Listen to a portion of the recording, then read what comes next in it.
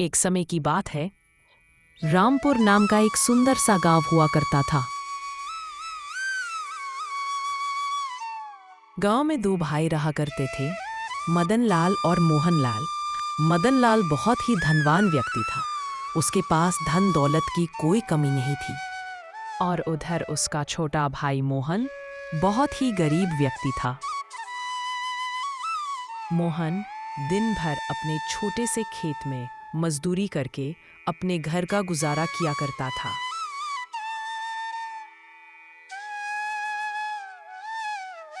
वो दोनों के माता पिता का देहांत हो गया था।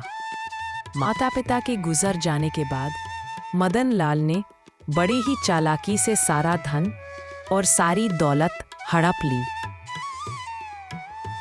और मोहन को छोटी सी जमीन दे दी ताकि वह अपना गुजर बसर कर सके। लेकिन मदन लाल इतना सारा धन पाकर भी खुश नहीं था। उसके मन के कोने कोने में धन की चाह भरी हुई थी। उसके पास जितना ही धन था, उसे उतना ही काम दिखाई पड़ता था।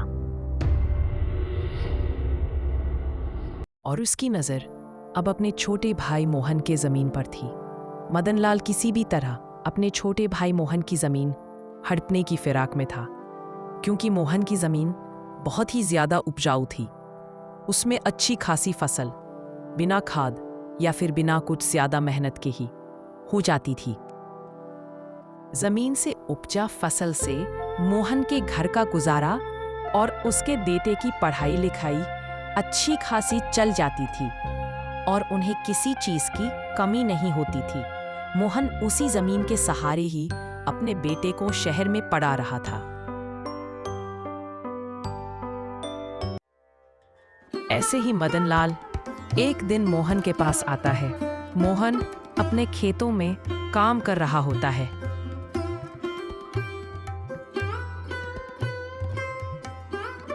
अरे मोहन, कैसे हो भाई?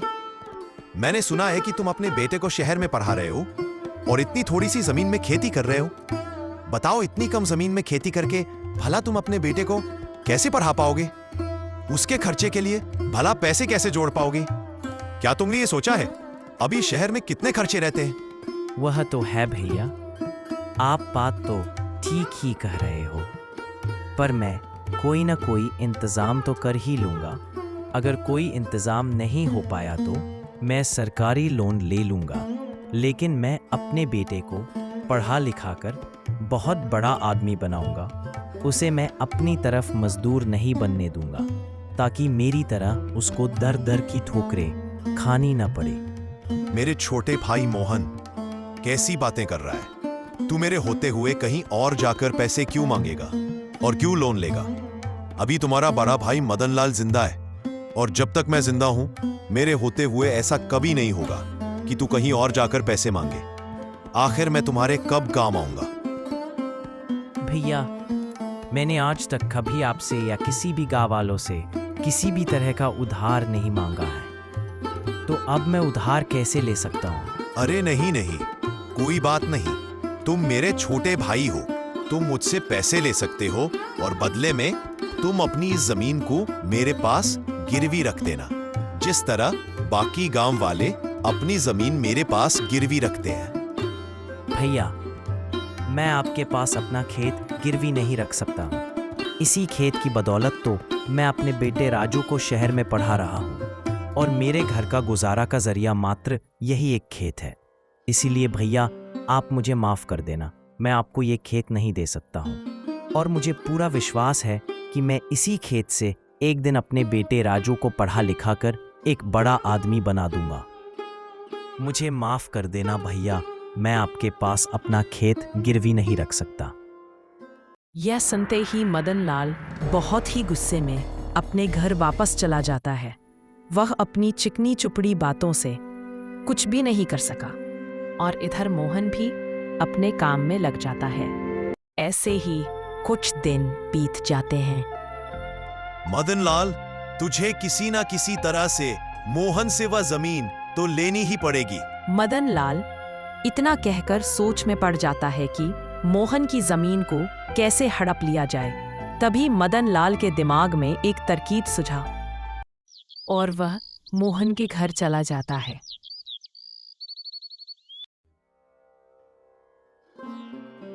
अरे मोहन भाई, मुझे तुम्हारी खुददारी देखकर बहुत अच्छा लगा। मैं तुम्हारा बड़ा भाई होने के नाते तुम्हारी मदद करना चाहता हूं और तुम भी मेरी मदद लेने से इनकार नहीं कर पाओगे। ठीक है मदन भैया, कहिए आप मुझे क्या कहना चाहते हो। भाई, अगर तुम चाहो तो मुझसे पैसे मत लो और ना ही तुम अपनी जमीन मेरे पास गिरवी रखो। भाई, तुम एक काम करो, जो गांव के दूसरी तरफ मेरी एक जमीन है ना, वो तुम्हारी जमीन से 5 गुना बड़ी है। तुम एक काम करो, तुम कुछ दिन उस जमीन पर खेती कर लो। उस खेत में हमेशा फसल अच्छी होती है, उससे तुम्हें काफी मुनाफा होगा और उससे मिले पैसे से तुम अपने बेटे की पढ़ाई पूरी कर पाओगे। और इसके बदले में मुझे कुछ नहीं चाहिए, बस एक छोटी सी बात है कि जब तक तुम मेरी जमीन पर खेती करोगे तब तक मेरी जमीन तुम्हारे पास रहेगी और तुम्हारी जमीन मेरे पास रहेगी। अच्छा ठीक है भैया, मुझे आपकी बात मंजूर है। आप जैसा कह रहे हैं मैं वैसा ही करूंगा। मैं आपकी जमीन पर इस बार खेती करूंगा। मोहन ना चाहते हुए भी बड़े भाई मदन लाल की बात मान जाता है। मदन लाल बड़ी ही चालाकी के साथ अपने छोटे भाई मोहन से जमीन के कागजों पर उसका अंगूठा लगवा लेता है। क्योंकि मोहन को पढ़ना लिखना नहीं आता था, इसलिए वह उन बातों से अनजान था कि उन कागजों पर क्या लिखा है। ऐसे ही कुछ समय बीत जाता है। ऐसे ही एक दिन मोहन खेत पर काम कर रहा होता है। अरे चल भाई मोहन, आज का काम तो पूरा हुआ। मैंने बाजार से लाया सारे पौधे को खेत में लगा दिया है। देखो तो कितने हरे भरे और सुंदर सुंदर दिख रहे हैं। बस कल सुबह का इंतजार है। मैं कल सुबह आकर इन्हें फटाफट सींच दूंगा। चलो अब मुझे भी घर चलना चाहिए। दिन भर खेत में काम करते करते मैं बहुत थक गया हूँ और मुझे बहुत जोरों की भूख लग रही है। इसीलिए मुझे अब चलना चाहिए। आज भाग्यवान को बोलूंगा मस्त पालक और पनीर की सब्जी बनाए, फिर मैं खाना खाकर आराम से चैन की नींद रात भर सोऊंगा। चलो भाई, अब मैं चलता हूँ। इतना कहकर मोहन खुशी खुशी अपने घर चला जाता है। अगले दिन सुबह सुबह जब मोहन अपने खेत पर जाता है तो देखता है कि उसके सारे पौधे मर चुके थे। ये सब देखकर मोहन एकदम से हैरान हो जाता है। उसे समझ में आ जाता है कि उसके भैया ने उसे धोखा दिया है, अपनी चिकनी चुपड़ी बातों में फंसाकर उसे ठग लिया है। यह तो एक बंजर जमीन है। हे भगवान, अब मैं क्या करूं? यह क्या हो गया मेरे साथ? मेरा तो बहुत नुकसान हो गया। हे भगवान, मेरा तो पूरा खेत बर्बाद हो गया। हाय रे, अब मैं इस महीने का अपने घर का गुजारा कैसे चलाऊंगा? भैया ने मुझसे झूठ बोला, मुझे ठगा है। यह तो एक बंजर जमीन है। मैं भी भैया के पास जाता हूँ। हाँ, यही सही रहेगा और उनसे कहूंगा कि मेरी जमीन मुझे वापस कर दीजिए। मोहन मन ही मन बहुत ज्यादा दुखी हो जाता है और अपने दुखी मन को लेकर अपने बड़े भैया मदन लाल के घर चला जाता है। उसके मन में हजारों सवाल घूम रहे थे।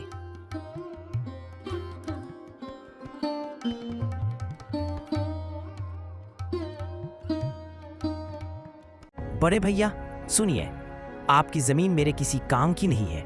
वह जमीन एक बंजर जमीन है, इसलिए आप कृपा करके मेरी जमीन मुझे वापस लौटा दीजिए।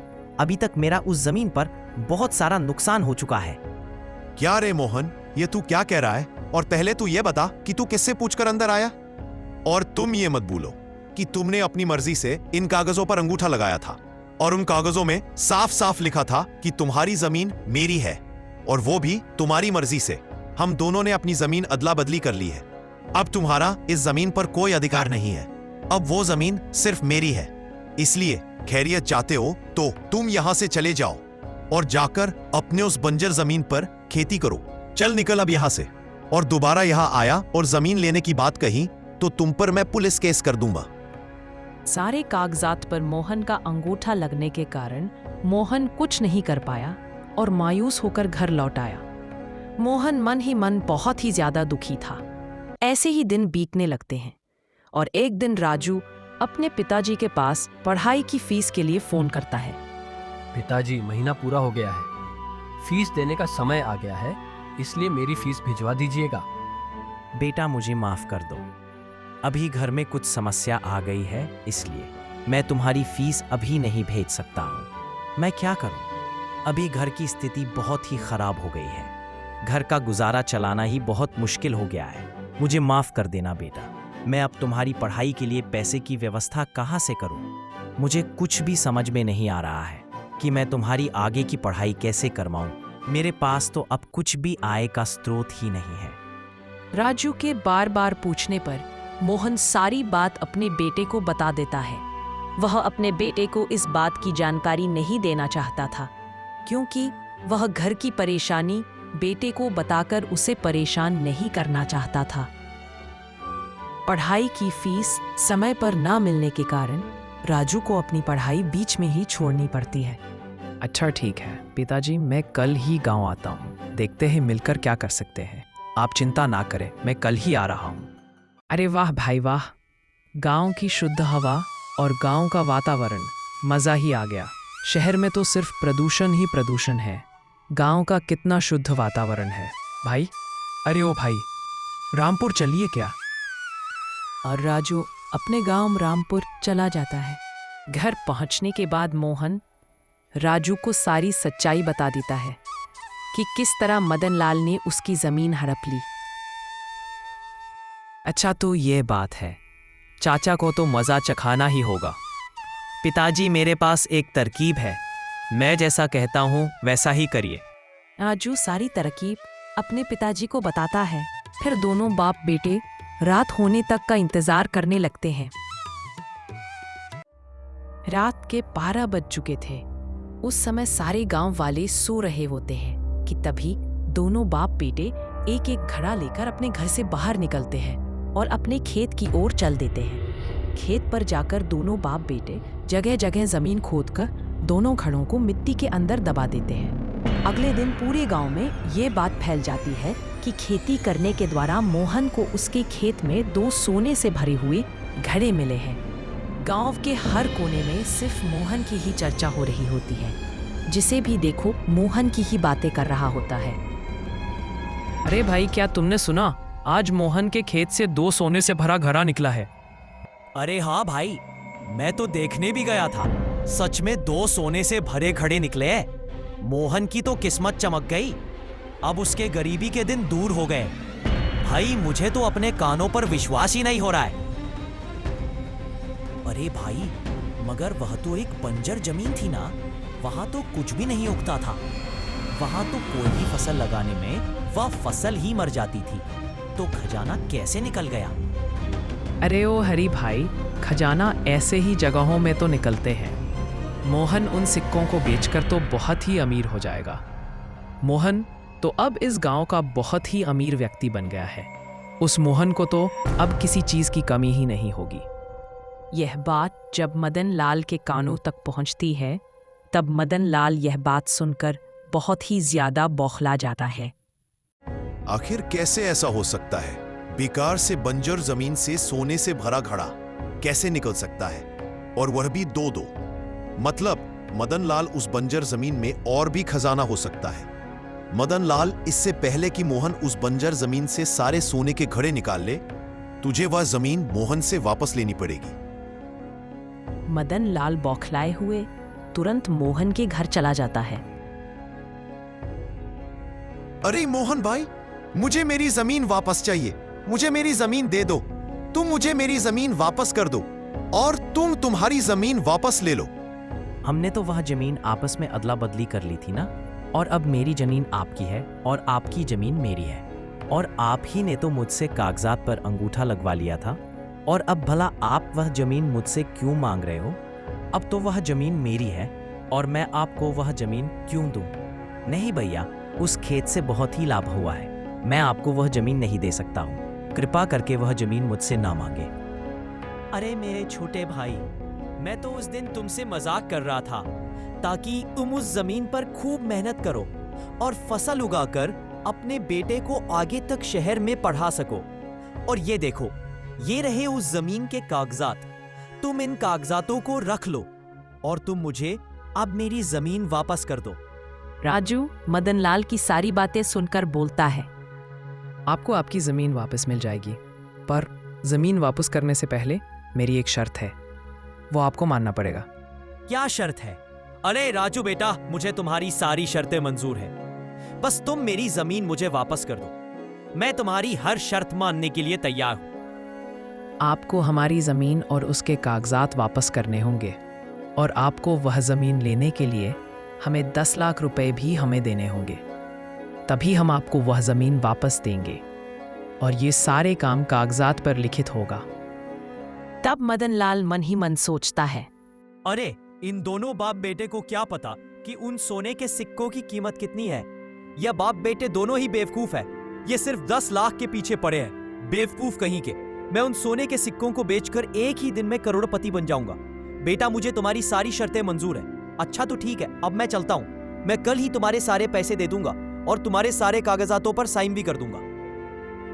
अगले दिन मदनलाल सुबह सुबह ही मोहन के घर पहुंच जाता है और सारे कागजों पर साइन कर देता है, और इसके साथ ही मोहन को 10 लाख रुपए से भरा सूटकेस भी दे देता है। सारी प्रक्रिया पूरी हो जाने के बाद मदनलाल तुरंत ही अपने नौकर सुखिया को लेकर खेत पर पहुंच जाता है। सुनो सुखिया, पूरा खेत खोद डालो और मुझे तुरंत ही सोने से भरा घड़ा निकाल के दो। जी मालिक, मैं अभी सारे खेत को खोद डालता हूँ और सारे सोने से भरे घड़ों को निकाल कर आपको देता हूँ। सुखिया खेत की खुदाई करना शुरू कर देता है और धीरे धीरे करके वह पूरा खेत खोद डालता है, लेकिन उसे कुछ भी नहीं मिलता है।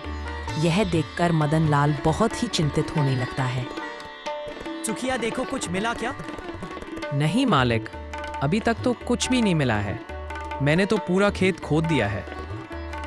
बेचारा मदनलाल अपने आप को कोसने लगता है। हे भगवान, ये क्या हो गया? मुझे तो कुछ भी नहीं मिला, ना ही एक सोने का सिक्का भी मिला। मुझे तो वाह बाप बेटों ने बहुत ही आसानी से मूर्ख बना दिया। साथ ही साथ जमीन के कागजात के साथ मेरे 10 लाख रुपए भी ले लिए मुझसे। हाय रे, मैं तो लूट गया, बर्बाद हो गया। मैंने मोहन के साथ बुरा किया, इसलिए मेरे साथ बहुत बुरा हो गया। अब मैं क्या करूं? मोहन ने दोनों घरों में नकली सोना डाला हुआ था जो वह शहर से लाया था। अगर हमारी कहानी आपको अच्छी लगती है तो वीडियो को लाइक और चैनल को सब्सक्राइब करके एक प्यारा कमेंट करना ना भूलें।